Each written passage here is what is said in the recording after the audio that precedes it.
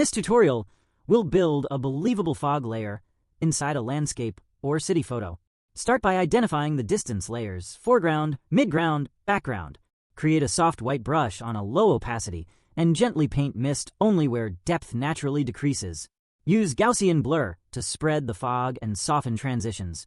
Add a gradient from bottom to top to simulate rising moisture. To make fog wrap around objects, use layer masks and erase selectively.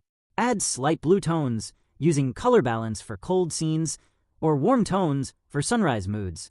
Finish with a subtle haze on distant objects. This technique instantly adds mystery and atmospheric realism.